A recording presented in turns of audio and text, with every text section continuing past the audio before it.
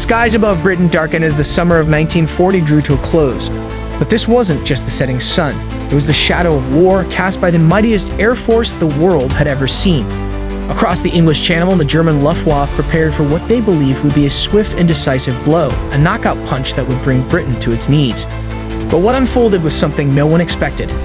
In what would become known as the Battle of Britain, a small, outnumbered group of pilots, many barely out of their teens, rose to face an overwhelming enemy. They fought not just for their country, but for the very survival of freedom in Europe. This is the story of the Battle of Britain, a tale of courage, innovation, and an unyielding will to defy the odds. Get ready to journey into the heart of one of the most critical battles of World War II, where the fate of a nation hung by a thread in the skies above.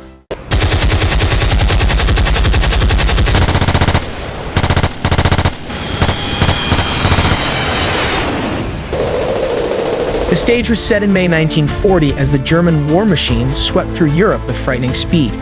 France had fallen and Britain stood alone against the seemingly unstoppable tide of Nazi expansion. Hitler, confident of victory, believed that Britain would soon sue for peace or crumble under the weight of his military might. But Britain, led by the resolute Winston Churchill, had no intention of surrendering. "We shall fight on the beaches, we shall fight on the landing grounds," Churchill declared. "We shall never surrender." Yet to keep that promise, Britain had to do something extraordinary. They had to withstand the full force of the Luftwaffe and deny Germany control of the skies. Operation Sea Lion, Hitler's plan to invade Britain, depended entirely on the success of the Luftwaffe. Before German troops could cross the Channel, the Royal Air Force had to be neutralized. Confident in their superior numbers and equipment, the Germans launched their aerial assault in July 1940, expecting a quick and decisive victory. The early days of the battle were grim for the British. The Luftwaffe's waves of bombers and fighters seemed endless, targeting airfields, radar stations, and ports. Every day, the RAF's small force of Spitfires and Hurricanes scrambled to meet them, engaging in fierce dogfights above the English countryside. Outnumbered and outgunned, the RAF pilots faced staggering odds, but they had something the Luftwaffe didn't: a home field advantage and an unbreakable spirit. One of the critical elements in the RAF's defense was the groundbreaking use of radar technology. Britain's chain of radar stations, known as the Doubting System, allowed the RAF to detect incoming German raids with remarkable accuracy. This early warning system gave British pilots precious minutes to prepare and intercept the enemy, often catching the Luftwaffe by surprise. As the battle raged through August, the Luftwaffe shifted its strategy. Frustrated by the RAF's resilience, they began targeting British cities in a campaign known as the Blitz.